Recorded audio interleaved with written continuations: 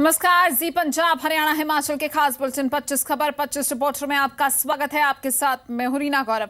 25 खबर 25 रिपोर्टर के सफर में हम आपको बिना ब्रेक के पंजाब, हरियाणा, हिमाचल, जम्मू कश्मीर की सभी बड़ी खबरों के साथ साथ देश की अहम खबरें भी दिखाएंगे। इसके अलावा अच्छी खबर, काम की बात और मौसम का हाल भी होगा।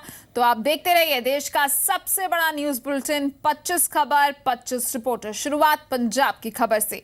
आम आदमी पार्टी की ओर से अपने यूथ मैनिफेस्टो पर श्री हरमंदिर साहिब के साथ झाड़ू का निशान लगाए जाने के बाद सूबे की सियासत पूरी तरह से गरमाई हुई है। इसको लेकर अमृतसर में अकाली दल की महिला विंग ने जोरदार प्रदर्शन किया।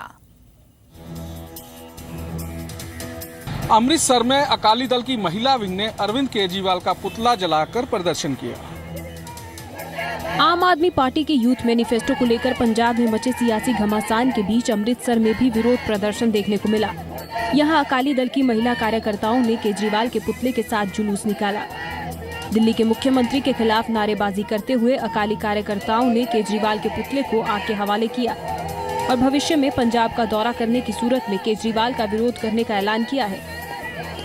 जो केजरीवाल ने मैनिफेस्टो धार्मिक फोटो साडे हरमंदर साहब की फोटो दे अगे अपने झाड़ू की फोटो ला के जो सिखां दियां भावना दे नाल इन्हें खिलवाड़ किया, कोई भी धर्म इनू माफ नहीं करूगा और ये जिहड़ी सत्ता हासिल करना चाहता इनू वो सत्ता तो दूर भजाया जाऊगा। इससे पहले अकाली दल के कार्यकर्ताओं ने पटियाला में भी आम आदमी पार्टी के पंजाब दौरे का विरोध किया था।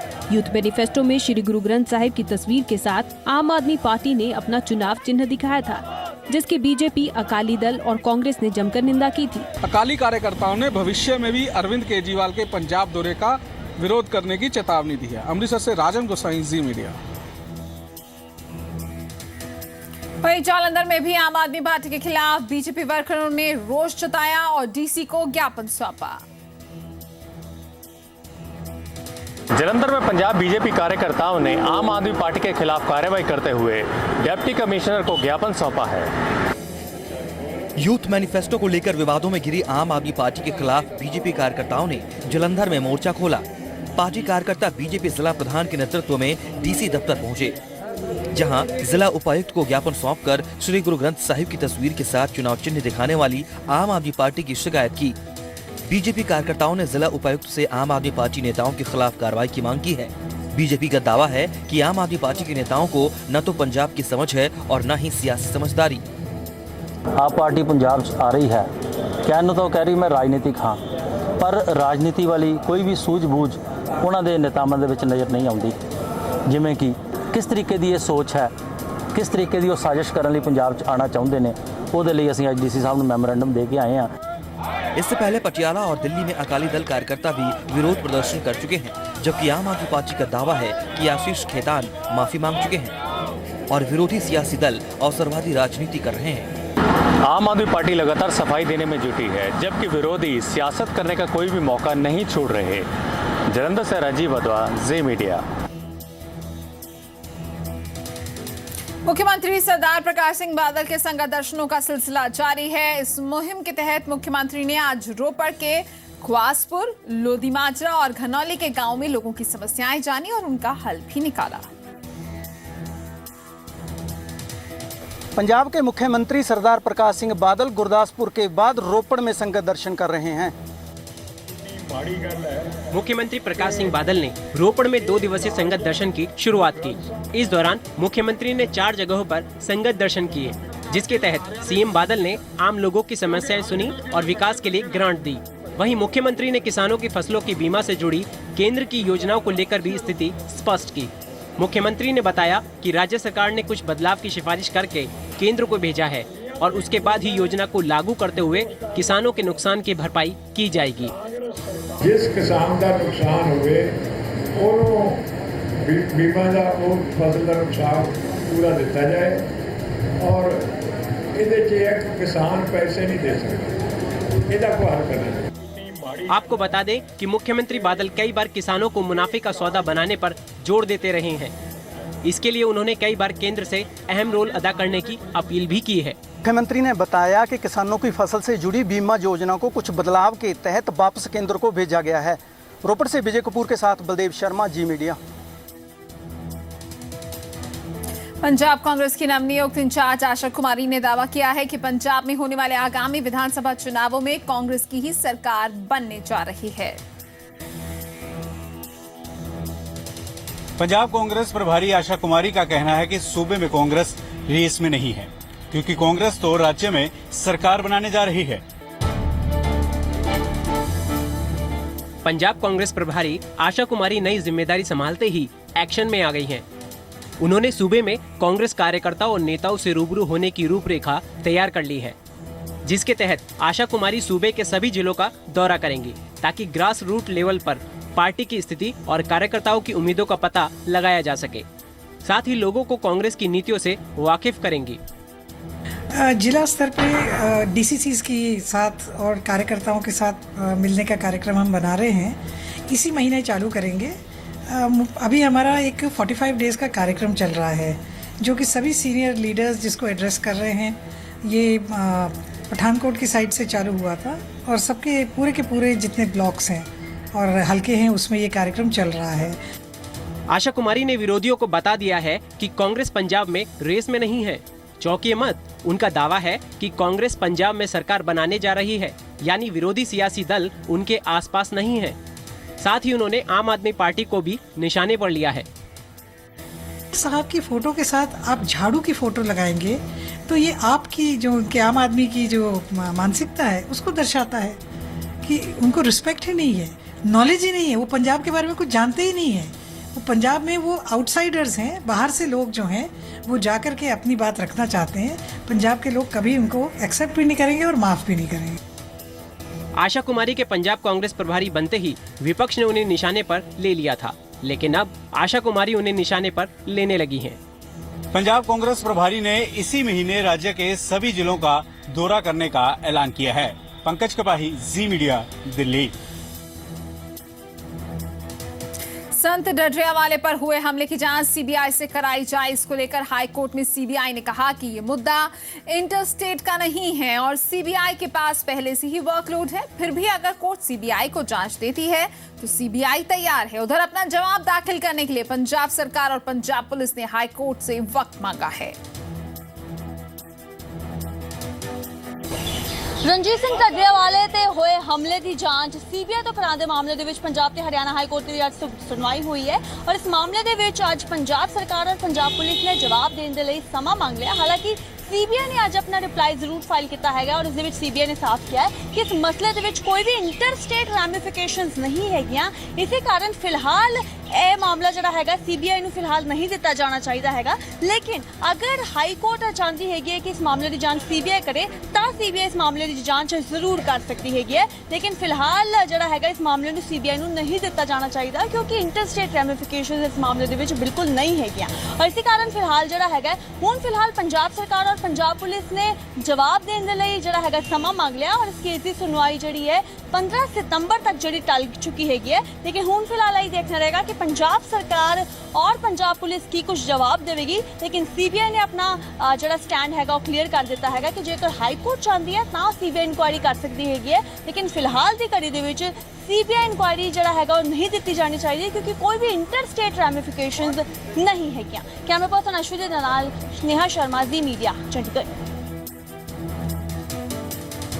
पंचकुला में माता मनसा देवी श्राइन बोर्ड की बैठक हुई। मुख्यमंत्री मनोहर लाल खट्टर भी बैठक में मौजूद रहे। बैठक में बोर्ड के विकास को लेकर चर्चा हुई। मुख्यमंत्री मनोहर लाल खट्टर की अध्यक्षता में माता मनसा देवी श्राइन बोर्ड की बैठक में कई अहम फैसलों पर लगी मोहर। माता मनसा देवी श्राइन बोर्ड की अहम बैठक पंचकुला में हुई, जिसमें खुद मुख्यमंत्री मनोहर लाल खट्टर ने अध्यक्षता की। इस मौके पर मीटिंग में बोर्ड के विकास को लेकर चर्चा हुई। बोर्ड ने मनसा देवी मंदिर परिसर के विस्तार का फैसला किया है, जिसके तहत एक संस्कृत महाविद्यालय और ओल्ड एज होम बनाया जाएगा। जबकि मंदिर के 2 साल पूरे होने पर कालका और पंचकुला में बड़े कार्यक्रमों की रूपरेखा भी तैयार की गई। लगभग 7 महीने बाद ही दूसरी मीटिंग आज हमारी हुई है। इस मीटिंग में कई प्रकार के जो फैसले किए गए हैं। मंदिर के परिसर में हमने संस्कृत का एक गुरुकुल ये शुरू किया है, जो पिछली मीटिंग में तय किया था वो शुरू हो चुका है। इसी प्रकार एक संस्कृत महाविद्यालय इसको शुरू करने की योजना बनाई गई है और इसी प्रकार से 200 साल फंक्शन करने के लिए पंचकुला में भी और कालका में भी, दोनों जगह पर 200 साल पूरे होने के बाद साल में 2 कार्यक्रम ये करेंगे, इस बार भी अगली बार भी। बैठक में बोर्ड के बजट को लेकर भी चर्चा हुई है। फिलहाल सरकार मनसा देवी श्राइन बोर्ड का तेजी से विकास करने के मूड में है, ताकि मनसा देवी मंदिर को एक पर्यटन स्थल के रूप में विकसित किया जा सके। मंदिर के 200 साल पूरे होने पर कालका और पंचकुला में भव्य कार्यक्रम करवाने का फैसला किया गया है। पंचकुला से कुलवीर दीवान के साथ नितिका महेश्वरी, सी मीडिया। हरियाणा में जाट समेत 6 जातियों के आरक्षण पर लगी रोक के मामले में आज पंजाब हरियाणा हाईकोर्ट में सुनवाई नहीं हो सकी। मामले में अब 11 जुलाई को सुनवाई होगी।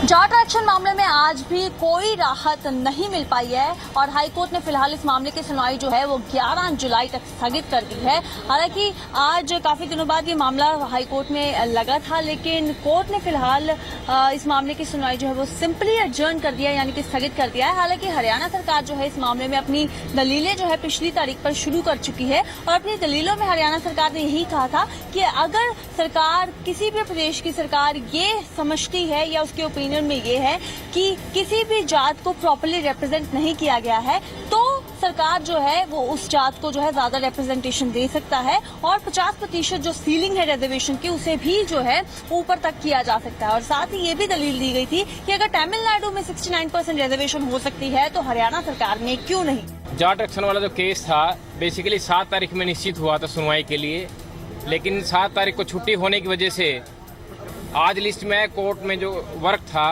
वो काफ़ी अधिक केसेज कोर्ट में लगे हुए थे, इसलिए कोर्ट ने इस केस में सुनवाई के लिए सोमवार की तारीख निश्चित की है। सोमवार को कोर्ट ने ऑर्डर किए हैं कि आफ्टर ब्रेक इसमें सुनवाई होगी।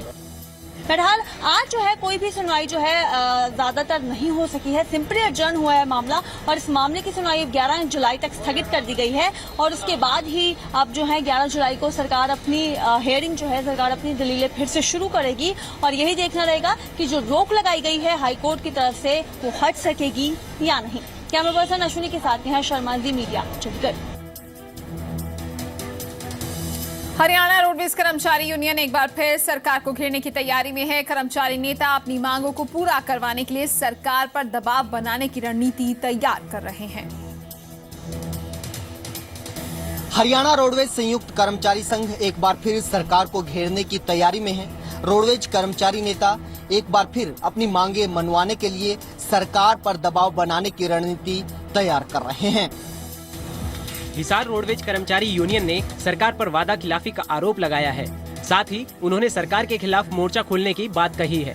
कर्मचारियों ने 12 जुलाई से 3 अगस्त तक प्रदेश भर में गेट मीटिंग करने का फैसला किया है, जबकि 7 अगस्त को करनाल में बड़ा कार्यकर्ता सम्मेलन करने की तैयारी है, जिसमें एक बड़े आंदोलन का ऐलान करने की बात कही जा रही है। इसी को लेके पानीपत में तीनों जो ज्वाइंट एक्शन कमेटी है हमारी मीटिंग हुई थी और उसमें ज्वाइंट एक्शन कमेटी ने फैसला लिया है कि 12 जुलाई से और 3 अगस्त तक पूरे प्रदेश भर के डिपुओं में जाएंगे और विरोध गेट मीटिंगें की जाएगी। रोडवेज कर्मचारी निजीकरण, कच्चे कर्मचारियों को पक्का करने, नई भर्तियां करने और वेतन विसंगतियों को दूर करने जैसी मांगों को लेकर लंबे वक्त से संघर्ष कर रहे हैं। रोडवेज कर्मचारी निजीकरण के खिलाफ कच्चे कर्मचारियों को पक्का करने, वेतन विसंगतियों को दूर करने और नई भर्तियां करने जैसी मांगों को लेकर लंबे वक्त से संघर्ष कर रहे हैं। हिसार से कैमरामैन राजेंद्र के साथ महेंद्र सिंह, जी मीडिया। फरीदाबाद में कूड़े पर पड़ोसियों में ऐसा कोहराम मचा कि मामूली झगड़ा बढ़कर खूनी संघर्ष में बदल गया। दोनों तरफ से जमकर लाठी डंडे और ईंट पत्थर बरसाए गए। ओल्ड फरीदाबाद में घर के बाहर कूड़ा डालने को लेकर पड़ोसियों के बीच का झगड़ा खूनी संघर्ष में बदल गया। ओल्ड फरीदाबाद में 2 पड़ोसी परिवारों की आपसी झड़प की सीसीटीवी फुटेज सामने आई है, जिसमें दोनों पक्ष के लोग एक दूसरे पर लाठी डंडों से बरसात कर रहे हैं। जिसके हाथ में जो आया मार दिया। इस झगड़े के दौरान महिलाएं भी पीछे नहीं रहीं। यहां तक कि नहाने वाले भी बाथरूम से निकलकर मैदान जंग में उतर आए।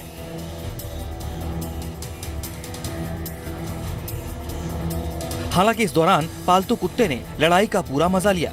दरअसल पूरा वाकया छज्जन ठाकुर के घर वालों की तरफ से पड़ोसी के घर के बाहर कूड़ा फेंकने से शुरू हुआ, जिससे देवराज ठाकुर और छज्जन के परिवारों के बीच कहासुनी हो गई और मामला आपसी संघर्ष में बदल गया।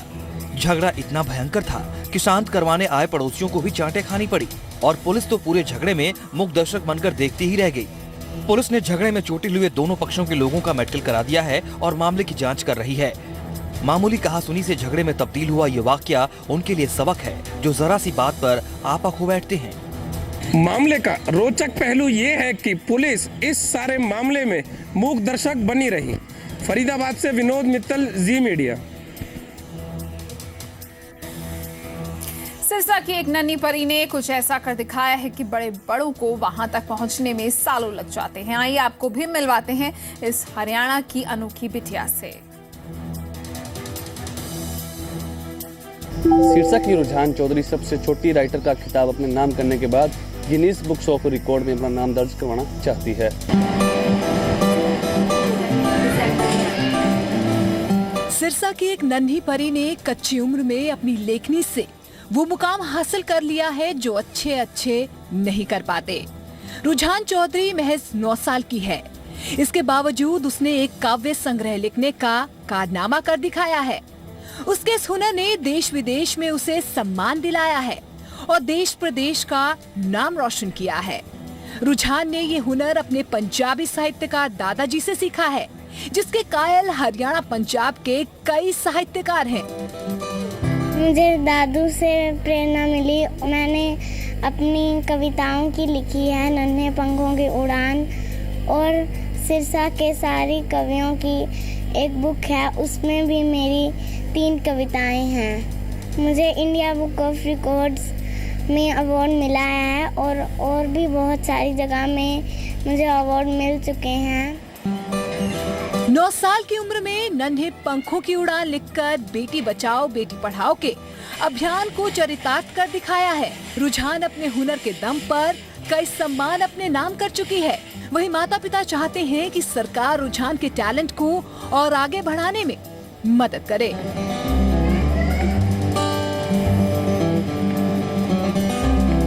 एक रिकॉर्ड ब्रेक किया है कविता संग्रह लिख के, और आगे भी वो जाएगी, लेकिन उसको प्रोत्साहन देने के लिए मीडिया ने जरूर साथ दिया है। सरकार ने अभी तक कोई हमारा साथ नहीं दिया है। रुझान पे हमें पूरी तरह से प्राउड है कि इतनी कम उम्र में है उसने इतनी बड़ी उपलब्धि पाई। नन्ही रुझान की प्रेरणा स्रोत उसके साहित्यकार दादा रहे हैं, लेकिन उसके माता पिता चाहते हैं कि रुझान के हुनर को आगे बढ़ाने के लिए सरकार मदद के हाथ बढ़ाए। सिरसा से विजय कुमार, जी मीडिया। जातिवाद और गोत्रवाद के जहर को जड़ से खत्म करने के लिए एक नई परंपरा शुरू होने जा रही है। इसकी शुरुआत हिसार में होने वाली एक शादी से होगी, जहां शादी में वर वधू जात और गोत्र को त्यागने का वचन भरते हुए 8वां फेरा लेंगे। कहते हैं कि जाति कभी नहीं जाती, लेकिन जब ये जाति समाज में भेदभाव और आपसी फूट की वजह बन जाए तो शायद इसे चले जाना चाहिए। हमारे रीति रिवाज हैं कि शादी ब्याह में जात पात और गांव गोत्र सब देखा जाता है। अरेंज मैरिज में वर वधू इसी रीति रिवाज के हिसाब से नए बंधन में बनते हैं, लेकिन हिसार में एक ऐसी शादी होने जा रही है जिसके बाद नव विवाहित जोड़ा खुद को इस बंधन से हमेशा हमेशा के लिए आजाद कर लेगा। आमतौर पर शादियों में 7 फेरे होते हैं और 7 वचन होते हैं, लेकिन इस शादी में 8 वचन होंगे। और 8वां वचन क्या है? लिखा हुआ है, पुत्री या पुत्र की प्राप्ति हमारे लिए एक समान खुशी लाएगी। आज से हम अपनी जाति व गोत्र का त्याग कर सर्वश्रेष्ठ मानव जाति के उत्थान में सहयोग करेंगे। अपनी संतान को भी हम एक श्रेष्ठ जाति विहीन समाज की शिक्षा देंगे। जगदीप माइक्रोबायोलॉजी में पीएचडी कर रहे हैं। उनका मानना है कि पुराने ढर्रे पर चला आ रहा कास्ट सिस्टम देश और समाज को आपसी फूट और बांटने के अलावा कुछ नहीं दे सकता। जरूरी है कि इसे सिरे से खारिज कर दिया जाए। वहीं इस दिशा में जगदीप ने एक मुहिम चला रखी है, जिसके लिए सोशल मीडिया का भी सहारा लिया गया है। सोशल मीडिया पर भी इनका ग्रुप काफी एक्टिव है। फेसबुक पर वन कास्ट इंडिया नाम से कम्युनिटी बनाई हुई है। इस पेज पर भी इनके स्लोगन हैं, हम सब की जाति, एक ही जाति, मानव जाति, हमारा उद्देश्य जाति विहीन समाज, और अलग अलग वक्त पर और जातिवाद के खिलाफ उनको भी जागरूक कर रहे हैं, समझा रहे हैं। जगदीप का परिवार भी मानता है और जानता है कि समाज को खोखला कर रहे जातिवाद के खिलाफ उनका बेटा एक जरूरी लड़ाई लड़ रहा है। जगदीप एक नई शुरुआत कर रहे हैं। उम्मीद कीजिए कि ये शुरुआत एक सिलसिला बने ताकि हमें और आपको हमारी जातियों से अलग एक इंसान के तौर पर पहचान मिल सके। हिसार से कैमरामैन प्रदीप के साथ महेंद्र सिंह, जी मीडिया। शिमला में हिमाचल प्रदेश के स्वास्थ्य मंत्री ठाकुर कौल सिंह ने मीट द प्रेस कार्यक्रम में अपने विभाग की उपलब्धियां गिनवाई।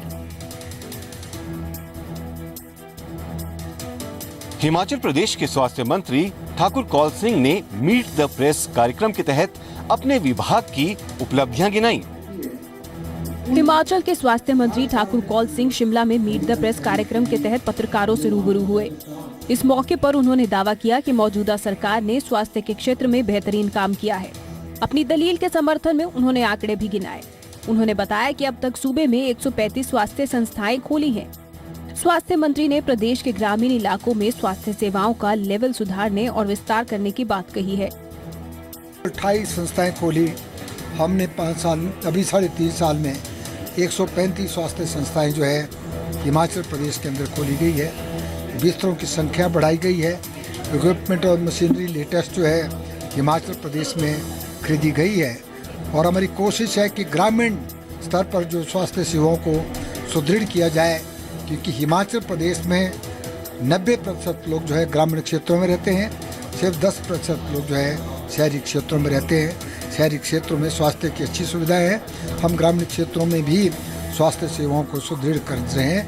इसलिए ये सारी संस्थाएं जो है ग्रामीण क्षेत्रों में खोल रही है और डॉक्टरों की भर्तियां की जा रही है।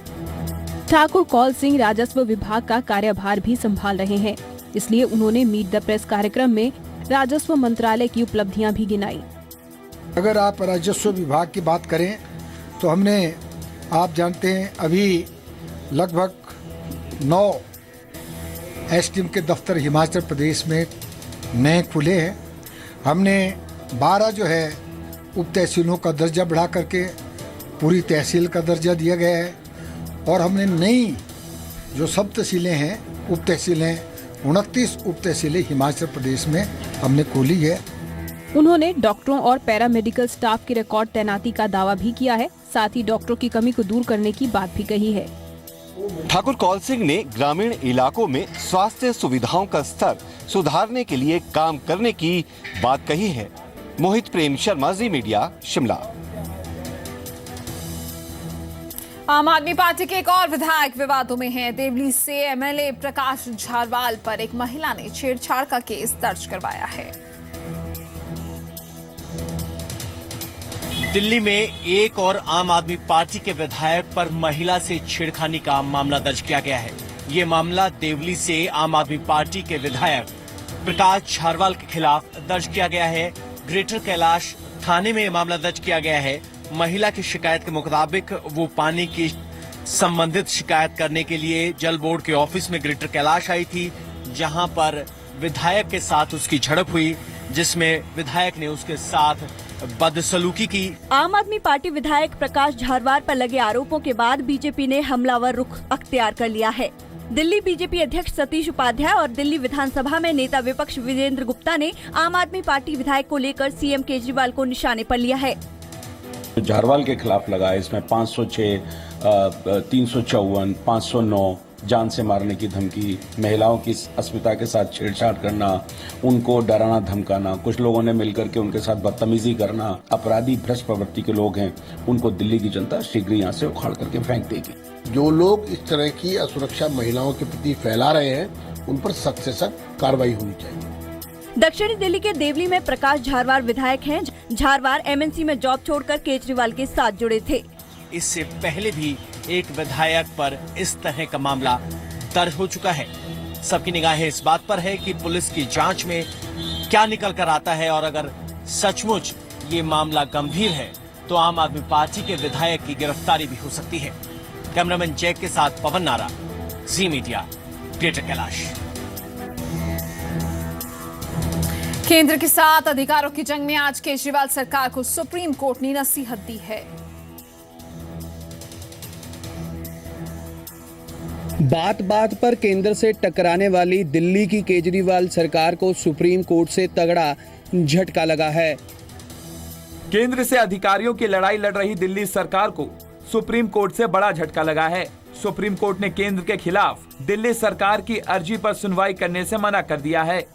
सुप्रीम कोर्ट ने दिल्ली सरकार से ये भी कहा है कि मामले में हाई कोर्ट के फैसले का इंतजार किया जाए। दिल्ली सरकार ने केंद्र के साथ अधिकारों के टकराव को लेकर हाई कोर्ट में चल रही सुनवाई को सुप्रीम कोर्ट में चुनौती दी थी। आपको बता दें कि हाई कोर्ट में भी दिल्ली सरकार ने ही अर्जी दायर की थी। मामले की सुनवाई हाई कोर्ट में पूरी हो चुकी है और कोर्ट ने अपना फैसला भी सुरक्षित रख लिया है। इस मामले पर सुप्रीम कोर्ट ने दिल्ली सरकार से साफ कहा है कि हाई कोर्ट के पास अपनी शक्तियां हैं, पहले उनका आदेश आने दें। सुप्रीम कोर्ट ने ये भी कहा है कि पहले दिल्ली सरकार ही हाई कोर्ट का दरवाजा खटखटाने गई थी और अब वो हाई कोर्ट की सुनवाई से असंतुष्ट होकर उसको चुनौती देने के लिए सुप्रीम कोर्ट आई है, जो कि नियमों के खिलाफ है। आपको बता दें कि दिल्ली की आम आदमी पार्टी सरकार अक्सर केंद्र सरकार पर अपने काम में दखल देने का आरोप लगाती रही है। सुप्रीम कोर्ट ने केजरीवाल सरकार को हाई कोर्ट के फैसले का इंतजार करने की नसीहत दी है। कैमरामैन हरविंदर के साथ संदीप ओबरॉय, ब्यूरो रिपोर्ट, जी मीडिया। 4 अफ्रीकी देशों के दौरे पर निकले प्रधानमंत्री नरेंद्र मोदी आज यात्रा के दूसरे पड़ाव पर दक्षिण अफ्रीका में हैं। अफ्रीकी देशों की यात्रा के दूसरे पड़ाव में पीएम मोदी ने दक्षिण अफ्रीका के राष्ट्रपति जैकब जुमा से मुलाकात की है। प्रिटोरिया की यूनियन बिल्डिंग में पीएम मोदी का शानदार स्वागत किया गया। पीएम मोदी ने राष्ट्रपति जैकब जुमा से मुलाकात की। मुलाकात के दौरान आपसी संबंधों की मजबूती पर चर्चा हुई। भारत और दक्षिण अफ्रीका के बीच कई अहम समझौतों पर दस्तखत किए गए। पीएम मोदी जोहानिसबर्ग में ओल्ड फोर्ट प्रिजन कॉम्प्लेक्स भी जाएंगे। 1906 में इसी जेल में महात्मा गांधी कैद रहे थे। नेल्सन मंडेला भी इसी जेल में बंद रहे। In the last 2 decades, our relationship has been a story of strong advances and concrete achievements. दक्षिण अफ्रीका यात्रा के दौरान पीएम डर्बन से पीटर मैरिट्सबर्ग के बीच ट्रेन का सफर करेंगे। पीटर मैरिट्सबर्ग वही स्टेशन है जहां 1893 में महात्मा गांधी को ट्रेन से बाहर फेंक दिया गया था।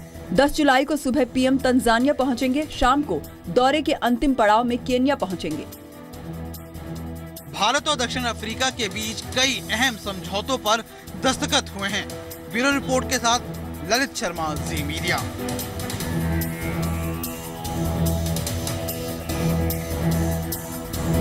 कनाडा के रक्षा मंत्री हरजीत सिंह सज्जन नन्ही सोफिया से मिले। हरजीत सिंह सज्जन न सिर्फ मासूम सोफिया से मिले बल्कि उसे कनाडा की संसद भी दिखाई।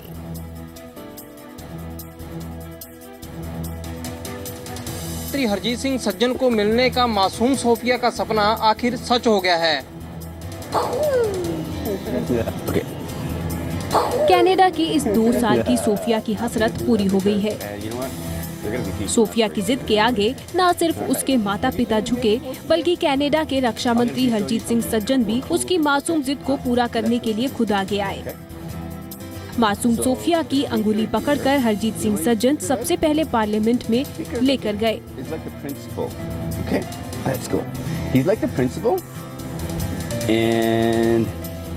सोफिया के हर एक मासूम सवाल का जवाब देते हुए हरजीत सिंह सज्जन पहुंच गए स्पीकर की कुर्सी के नजदीक। सोफिया को स्पीकर की कुर्सी पर बैठाया और फिर इस कुर्सी की खासियत के बारे में बताया। My kids play with us all the time, go up and down. Want to press this button right here? Look, it goes up and down. Want to press it? Okay, go up and down. Sophia के मासूम सवालों का जवाब देते हुए हरजीत सिंह सज्जन इतने घुल मिल गए कि उन्होंने सोफिया को हॉकी स्टिक भी दी। Right? What do we think? This, that's right. Second thing? Hockey stick. दरअसल कनाडा डे के जश्न के मौके पर सोफिया के माता पिता उसको पार्लियामेंट हिल लेकर गए थे।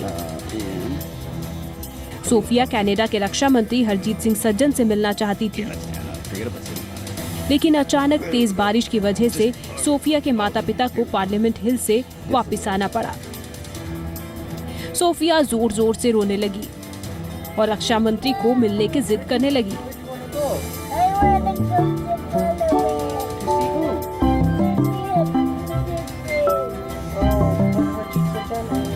सोफिया के पिता ने इस दौरान पूरा वीडियो बना लिया और ये वीडियो इंटरनेट पर खूब वायरल हुआ, जिसके बाद रक्षा मंत्री खुद सोफिया को मिलने पहुंचे।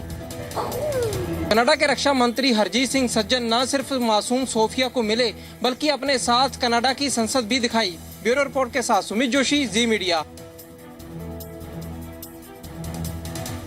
मणिपुर में फर्जी एनकाउंटर के आरोप वाली याचिका पर सुप्रीम कोर्ट ने बड़ा फैसला दिया है। मणिपुर में मुठभेड़ से जुड़े कई मामलों की जांच के मसले पर सुप्रीम कोर्ट ने एक बड़ा फैसला सुनाया है। सुप्रीम कोर्ट ने मणिपुर में 1500 से ज्यादा एनकाउंटर की जांच को हरी झंडी दी है। जांच एजेंसी के बारे में सुप्रीम कोर्ट 4 हफ्ते बाद फैसला लेगा। फैसले के दौरान सुप्रीम कोर्ट ने साफ किया कि AFSPA यानी armed forces special power act लागू होने के दौरान भी सेना या पुलिस ज्यादा ताकत का इस्तेमाल नहीं कर सकते। सुप्रीम कोर्ट में दायर याचिका में साल 2000 से 2012 के बीच मणिपुर में 1528 लोगों के फर्जी एनकाउंटर का आरोप लगाया है। याचिका में एनकाउंटर के मामलों की जांच CBI या SIT से कराने की मांग की गई है। सुनवाई के दौरान केंद्र सरकार ने आरोपों को बेबुनियाद बताया है। केंद्र के मुताबिक सेना ने जवाबी कार्रवाई के दौरान ये एनकाउंटर किए।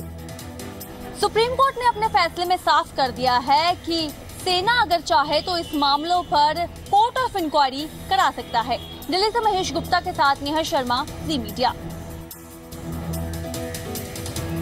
विवादित मुस्लिम धर्मगुरु जाकिर नाइक पर शिकंजा कसता जा रहा है। जाकिर का आतंकी हाफिज सईद से कनेक्शन भी सामने आया है। विवादित मुस्लिम धर्मगुरु जाकिर नाइक के खिलाफ जांच तेज हो गई है। गृह मंत्री राजनाथ सिंह ने साफ कर दिया है कि जांच एजेंसियां जाकिर नाइक के भाषणों की जांच कर रही हैं। महाराष्ट्र सरकार ने भी नाइक के चैनल पीस टीवी की जांच करने का आदेश दिया है। 19 से को प्रॉपर्ली एग्जामिन किया जा रहा है। जो जस्टिफाइड होगा वह किया जाएगा। और निश्चित रूप से जो गुनहगार है, जो धार्मिक वातावरण खराब करने की कोशिश कर रहे हैं, उनको कठोर से कठोर शासन होगा। मुंबई 26/11 हमलों के मास्टरमाइंड हाफिज सईद के संगठन जमात उद दावा की पुरानी वेबसाइट पर जाकिर के इस्लामिक रिसर्च फाउंडेशन का लिंक मिला है।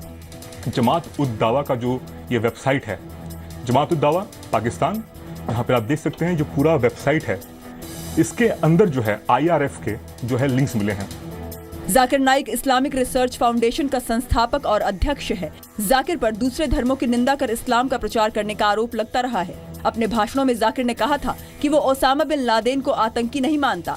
ढाका में 20 लोगों की जान लेने वाला आतंकी रोहन इम्तियाज जाकिर नाइक के विचारों से प्रभावित था। इस्लामिक स्टेट हैदराबाद मॉड्यूल के आतंकी ने भी खुद को जाकिर नाइक से प्रभावित बताया था। जाकिर पर दूसरे धर्मों की निंदा पर इस्लाम का प्रचार करने का आरोप लगता रहा है। ब्यूरो रिपोर्ट के साथ संदीप सिंह, जी मीडिया। आतंकी अलर्ट के बाद दिल्ली में IPS अधिकारियों के घर और दफ्तर की सुरक्षा की समीक्षा किए जाने के आदेश दिए गए हैं। दिल्ली में अलकायदा की धमकी के बाद IPS अधिकारियों की सुरक्षा की दोबारा समीक्षा करने के निर्देश दिए गए हैं। अलकायदा ने हाल ही में भारत में IPS अधिकारियों को निशाना बनाने की धमकी दी थी। इसके बाद दिल्ली पुलिस अलर्ट हो गई है।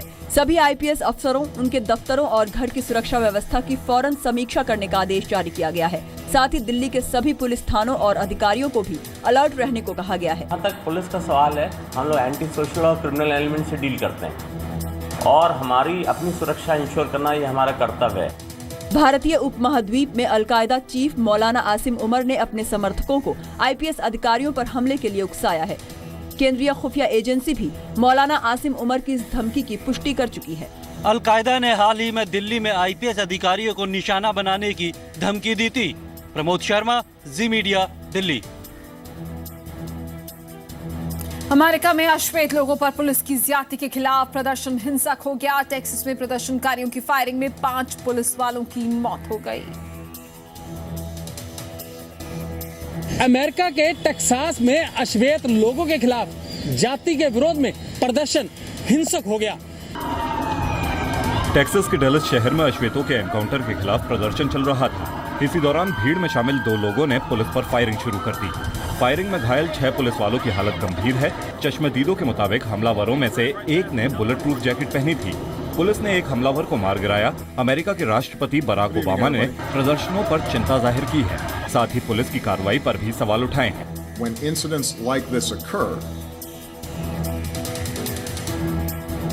there's a big chunk of our fellow citizenry that feels as if because of the color of their skin they are not being treated the same. एक हफ्ते में अमेरिका के लुइसियाना में और मिनेसोटा में 2 अश्वेत युवक पुलिस की गोली का शिकार हुए हैं। 2015 में अमेरिका के बेल्टीमोर शहर में फ्रेडी ग्रे नाम के अश्वेत की पुलिस हिरासत में मौत के बाद अमेरिका के कई शहरों में दंगे भड़के। दिसंबर 2014 में सेंट लुइस में 18 साल के एक अश्वेत युवक की पुलिस ने गोली मारकर हत्या कर दी थी। 2012 में सैनफोर्ड शहर में अश्वेत ट्रेविन मार्टिन की श्वेत पुलिसकर्मी ने गोली मारकर हत्या कर दी थी। एक हफ्ते के भीतर अमेरिका के लुइसियाना में और मिनेसोटा में 2 अश्वेत युवक पुलिस की गोली का शिकार हुए हैं। ब्यूरो रिपोर्ट के साथ नवीन शर्मा, जी मीडिया। दिल्ली में ट्रैफिक कंजेशन से निपटने की बड़ी योजना तैयार की जा रही है। फ्लाईओवर्स के ऊपर से एलिवेटेड फ्लाईओवर बनाने की योजना है। एनबीसीसी पीडब्ल्यूडी ने केस स्टडी शुरू कर दी है। एम्स से शुरू होकर मोती बाग से आगे तक बनेगा एलिवेटेड फ्लाईओवर। दिल्ली में ट्रैफिक के क्या हालात हैं ये किसी से छुपा नहीं है। लोगों को कितनी परेशानियों का सामना करना पड़ता है इसे आप भली भांति परिचित हैं। समय भी काफ़ी ख़राब होता है, फ्यूल कंजम्पशन भी काफ़ी होता है ट्रैफिक की वजह से। इस कंजेशन को दूर करने के लिए एक बड़ी तैयारी शुरू हो चुकी है, जिसके तहत एनबीसीसी और पीडब्ल्यूडी मिलकर जो फ्लाईओवर्स हैं उन फ्लाईओवर्स के ऊपर से एक एलिवेटेड फ्लाईओवर बनाने की तैयारी कर रहे हैं। ट्रैफिक जैम से मिलेगी आज़ादी, नहीं परेशान करेगा प्रदूषण, समय की होगी बचत। ये सब सुनकर आपको सपना सा लग रहा होगा, लेकिन जल्द ही ये हकीकत होगा। जल्द ही दिल्ली का सबसे कंजेस्टेड रास्ता आपको ट्रैफिक से मुक्त मिलेगा। एम्स से मोतीबाग तक ऐसा फ्लाईओवर बनेगा जो आपकी करीब 7 किलोमीटर की दूरी को सिमटा देगा। जिस रास्ते को आपको पार करने में फिलहाल 20 से 25 मिनट का वक्त लगता है, जल्द ही वो चंद मिनटों में पार होगा। इस प्रोजेक्ट के तहत और कितने फ्लाईओवर्स शामिल किए जाएंगे और इसे कितना फैलाया जाएगा, इसकी एक स्टडी शुरू कर दी गई है। उम्मीद है कि दिल्ली वालों को ये तोहफा 5 साल में मिल जाएगा। इससे आपका न सिर्फ वक्त बचेगा, बल्कि ट्रैफिक की समस्या से भी आज़ादी मिलेगी और प्रदूषण भी कम होगा। फिलहाल इस प्रोजेक्ट को शुरू करने में वक्त लगेगा, लेकिन करीब 1 महीने में इसकी रिसर्च और स्टडी शुरू हो जाएगी। जल्द ही एक कंसल्टेंसी फॉर्म हायर की जाएगी जो कि ट्रैफिक के सिचुएशन पे एक स्टडी रिपोर्ट सौंपने वाली है। लेकिन इन सब के बीच में सबसे दिलचस्प बात ये है कि अब ये देखने वाली बात होगी कि इस पूरी परियोजना को क्या तय वक्त पे इम्प्लीमेंट किया जाता है, क्योंकि 5 साल का वक्त एनबीसीसी ने तय किया है। बारिश और बाढ़ से लोग परेशान हैं। देश के कई राज्यों से ऐसी खबरें सामने आ रही हैं जहां पर बारिश और बाढ़ की वजह से जिंदगी अस्त व्यस्त हो गई है। मध्य प्रदेश और असम में बारिश की मानसून ने बाढ़ जैसे हालात पैदा कर दिए हैं। मध्य प्रदेश में हालात बेहद खराब हैं। रीवा, सतना और सागर में बारिश और बाढ़ ने जबरदस्त तबाही मचाई है। सड़कें, घर, दुकान सब पानी में डूब चुके हैं। सतना में हालात ये हैं कि राहत और बचाव काम के लिए सेना को भी लगा दिया गया है। मंडला में भी सड़कें जैसे तालाब में तब्दील हो गई हैं। पानी घरों में घुस चुका है।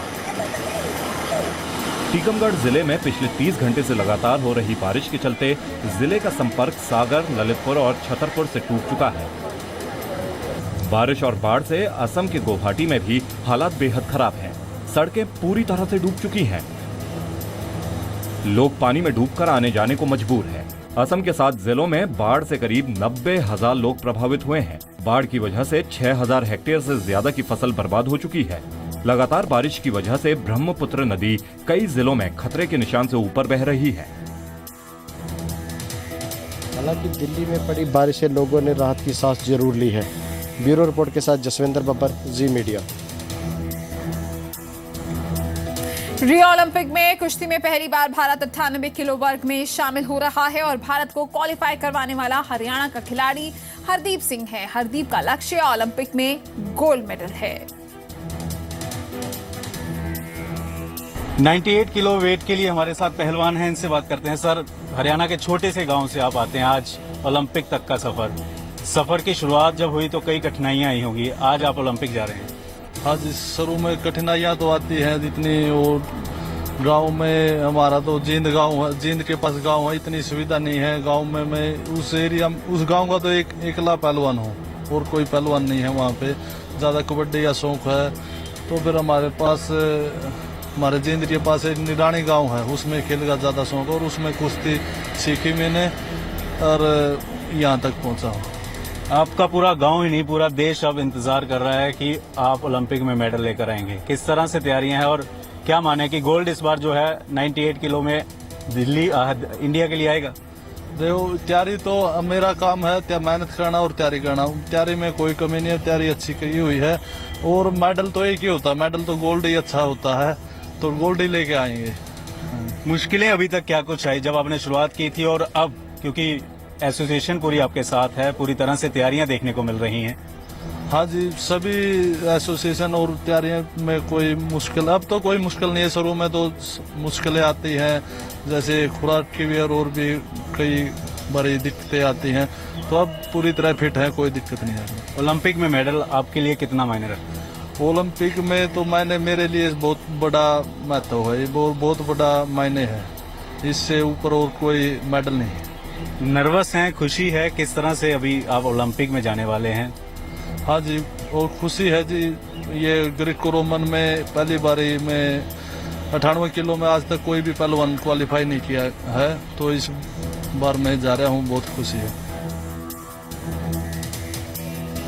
दिल्ली में उमस भरी गर्मी से आखिरकार बारिश ने राहत दिलाई, तापमान में भी गिरावट दर्ज हुई है। गर्मी और उमस के बाद राजधानी दिल्ली में एक बार फिर झमाझम बारिश का दौर शुरू हो गया। हम इस वक्त राजपथ पर खड़े हैं जहां तेज बारिश हो रही है। यहाँ रुक रुक कर लगातार सुबह से ही बारिश हो रही है। जो लोग यहाँ पर घूमने आए हैं वो भी इस मौसम का लुत्फ उठाते हुए दिख रहे हैं। इस तरफ हम आपको दिखाना चाहेंगे जो लोग हैं दूसरी जगह से यहाँ पर घूमने के लिए आए हुए हैं, इस मौसम का पूरी तरह से लुत्फ उठाते हुए दिख रहे हैं। बारिश हो रही है लेकिन उनको इस बारिश की कोई फिक्र नज़र नहीं आ रही है।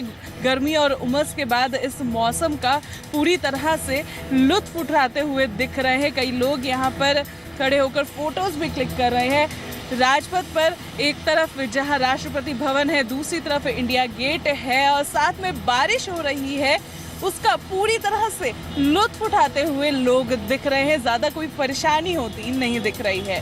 कैमरामैन बंटी के साथ यशस्विका, जी मीडिया, दिल्ली। अब एक नजर कुछ अहम शहरों के मौसम के हाल पर। बारिश और बादल की आंख मिचौली के बीच हिसार और बठिंडा में कल के मुकाबले अधिकतम तापमान में आज 1 डिग्री सेल्सियस की बढ़ोतरी दर्ज हुई है। मैदानों में पारा आज भी 40 डिग्री के नीचे बना हुआ है।